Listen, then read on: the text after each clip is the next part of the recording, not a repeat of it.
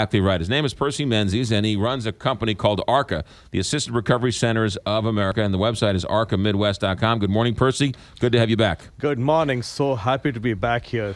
You saw this epidemic coming years ago, did you not? Oh, years ago, and I raised the alarm bell, but they said, no, who wants to listen to this crazy Indian? And I was just brushed off. What did you see years ago that told you that this heroin epidemic was coming? The obvious answer is the irresponsible use of prescription pain meds.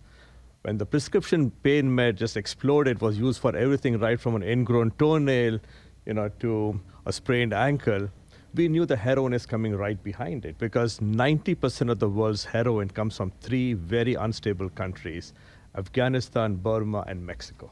You are not a tradition. You when you started out in life, you never thought you would be a addiction expert and somebody running a treatment facility. Not at all. I had no idea what addiction was. It just happened that I worked for the company that developed the most incredible medication that is now talked all about. It's called Narcan.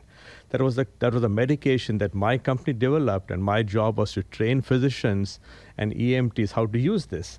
I never thought that 35 years later I'll be doing the same thing.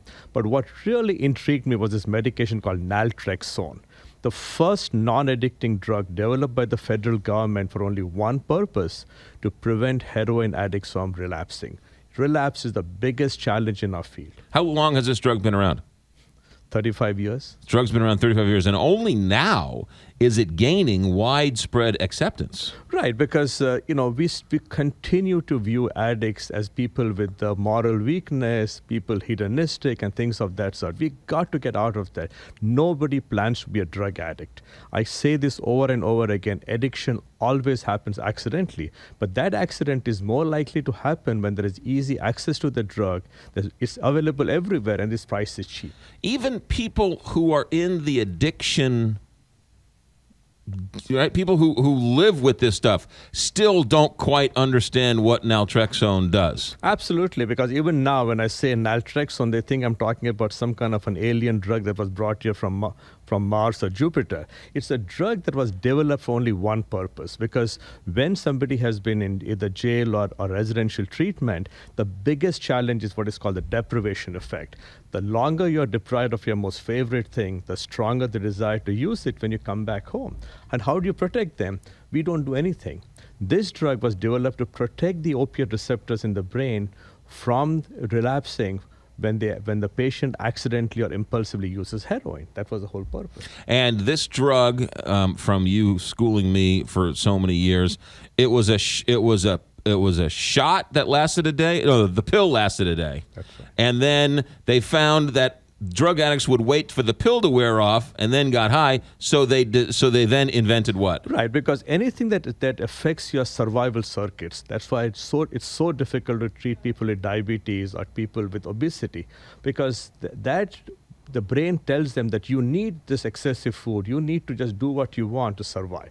Same thing when the addiction invades your brain. It just tells you that, hey, keep doing this. So I may do it for a day or two, and then I want to go back to using it. Now that the shot has been introduced, it has been just amazing. You give them the shot for 30 days, the patient is protected from the effects of the heroin. Okay, so let's get a sense of how bad the heroin epidemic here is in the region. Give us a sense of how bad it is here. You see the statistics, at least one death per day.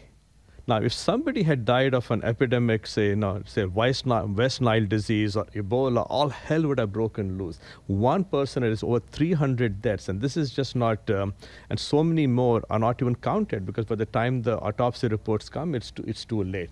Like this weekend, these two young girls died in Fairview Heights. Mm-hmm. So there's so much heroin coming in from Mexico that this issue about, prescription pain meds should be controlled. They should be controlled.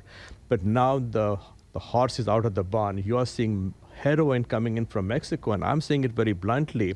Our problem in the next 5 years is not going to be migrants coming in. It's going to be heroin coming in from Mexico.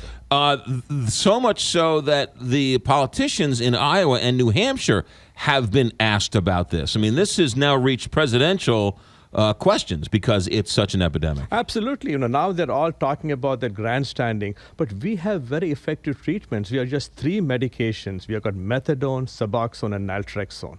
Naltrexone happens to be the only non-addicting drug that is used. Suboxone is a good medication too, but the challenge is when you use an addicting drug as a treatment, as the only treatment, you have problems because then these patients start playing games. They may skip a dose and use heroin. So we have to give people the broadest range of treatment or choices. Why don't we treat it like a chronic illness like diabetes? Can you imagine if somebody was diagnosed with diabetes? You can say, if you want insulin, go to this clinic 2 miles north. If you want Suboxone, go to this clinic 5 miles south. Or if you want Naltrexone, go to this clinic 3 miles east. It doesn't work that way. Percy Menzies is our guest. He runs ARCA, which is the Assisted Recovery Centers of America. You said something to me that's always stuck with me, and that is when somebody is diagnosed with cancer, you don't say to the person who's been diagnosed with cancer, let's wait till you're almost dead and then start treating. We have to wait for you to get to the point where you can no longer take it anymore, and then we start treating you. If you have cancer, you treat it as soon as possible, and the sooner the better. And you say that's the way we should look at addiction. Absolutely. Why should we wait until you're near death? As soon as the early signs occur, seek help and get them. Most people, by the time these patients come here, and I treat close to 500 heroin addicts a month. It's a staggering number. We even have a contract now in Farmington helping people there. And we're telling them, please do not wait. You have not committed a horrible crime. As soon as you're exposed to the drug, call up and get help. Because the sooner you come in for treatment, the better the outcomes are. 500 people a month. 500. And I have a contract with the state of Missouri that we treat close to 400 patients here in St. Louis and about 100 patients in Farmington. And this does not include the high-profile people I treat. I treat children of very high-profile families, and that is another 100 people. There are very few clinics in the nation that have this level of treatment that we do. Missouri is on the forefront of this, right? Absolutely. Even the DE has come up with a new program called 360 something. They're doing it. But you have to train everybody. You have to train physicians, nurses, politicians, community workers, that there are treatment choices. I go to schools, and a school nurse has never heard about treatment choices. And I tell these young people who are experimenting that the first people they're going to ask is a school nurse rather than their own parents. If the school nurse is not adequately educated on treatment choices, how can they help somebody? Mm-hmm. Is it covered by insurance? Yes. This medication is covered by insurance. It's also on Medicaid. The pill is an old medication. Now, because of this, so many people dying, every insurance company covers the shot. Now, that's a relatively new development, is it not? Over the last 3 years or so. Okay. Yeah. I mean, that's shocking in and of itself that it took insurance companies up until 3 years ago to start covering this. Well, part of the reason was we were not pushing it. The thing is that, we have physicians who claim to be addictionologists, and they cannot even explain what addiction is. That's a sad part. Can you imagine you're treating diabetes or you're treating stroke, and you say, I know nothing about the medications.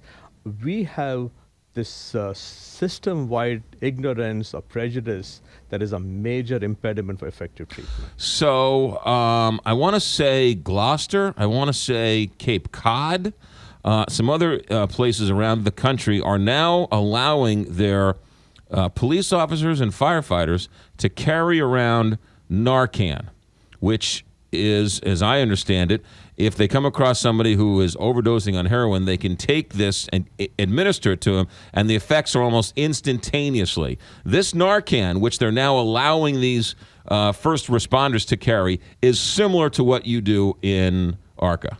Well, Narcan was also developed by the company I work for, DuPont Pharmaceuticals, and I'm a strong proponent of everybody should have it. I even advocate making it over the counter. It's one of the safest drugs we have. But the problem is that Narcan is a very small window of opportunity. Within 30 minutes, if the patient is not sent or rushed to the ER, they could re-narcotize because it lasts for only 30 minutes. Oh. The oral naltrexone lasts for 24 hours and the shot for 48. So if you're so high on heroin, you're given Narcan, but the Narcan wears off, but the heroin's still in your body. Comes right back in. So you would be sober and then high again. Absolutely. That's what happens. They get not only high, but they can even get re-narcotic. They can stop their breathing. So this is not, you have to use Narcan as a defibrillator. That if somebody is, is paddled and they are brought back, they are given, they are rushed and they're admitted to the hospital. Here, the frustration of EMTs is that they give them a shot of Narcan, take them to the ER. Within a couple of hours, they're sent right back on the street without any kind of treatment. This is a scandal. Okay, Percy Menzies with us from ARCA. I've heard that people have said that Narcan or Naltrexone is great, your shot is great, but I can take so much heroin that I can override the shot. They can try that, but not very likely because, if I do not get a high with the first shot, I'm not going to keep trying that. More likely, they wait for the shot to end. So they wait for the 30 days for to the end. 30 days to end. They start counting the days. That's why the critical part of recovery is not just the shot, is the counseling, the behavioral counseling, the individual counseling, group counseling, family counseling, getting them psychiatric help. That's where the rubber meets the road. It's just like saying, you know what, I broke your leg, I put it in a cast. No, you also need to have physical therapy and all that stuff. Yeah. And that's what we provide. Also, we should note that as you say, you treat the whole person. There was another good question I wanted to ask you, and I totally forgot what it was. Percy Menzies with us from ARCA, 314-645-6840. Oh, I know what it was. This drug, naltrexone and Vivitrol, is it just used for heroin, or can it be used for other things? It is very effective for alcoholism. And I'm glad you brought that up because now with all the deaths occurring with heroin, the treatment with alcoholism is completely overshadowed. But believe me, more people die from alcoholism than they die from heroin overdose. And because of what is happening, people don't seek help.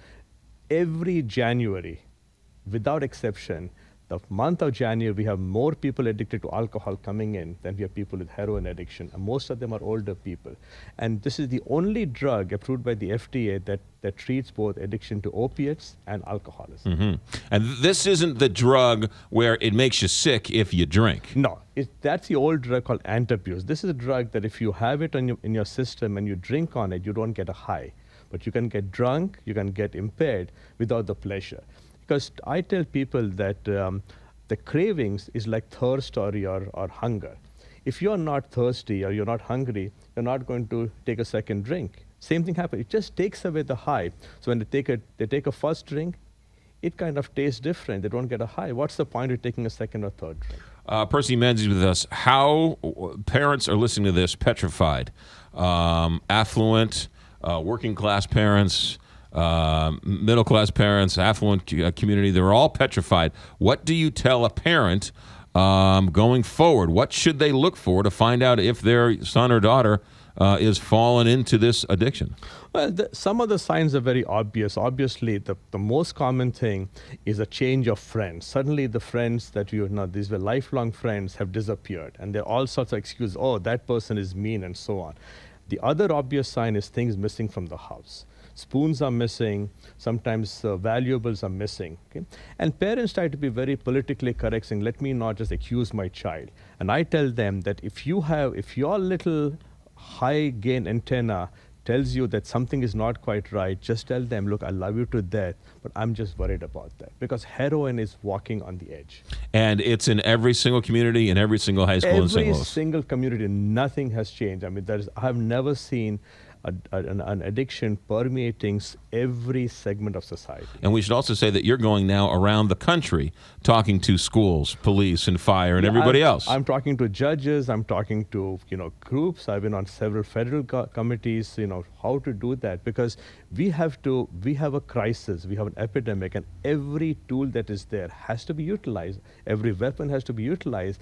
And I think if you don't do that, it's a scandal. Is it going to get worse before it gets better? Yeah, I'm going to India this Thursday. Growing up, I didn't know what heroin addiction was, what opiate addiction was. We saw alcoholism. Now, the amount of heroin coming in from Afghanistan is shocking. A city like Bombay, now called Mumbai, has probably 250 street heroin addicts. And some of the states is just devastated. And India really is unfortunate because on the west, we have Afghanistan. The heroin is coming from Pakistan. On the east is Burma. And I told you earlier that 90% of the world's heroin comes from just 3 countries: Afghanistan, Burma, and Mexico.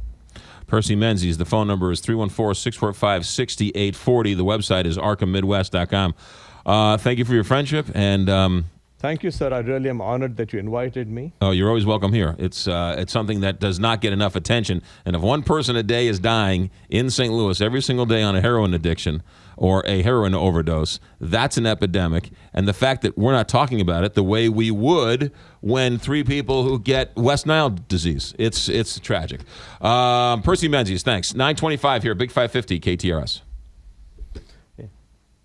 This is McGraw Live on KPLR 11.2, STLtoday.com, and the Big 550 KTRS.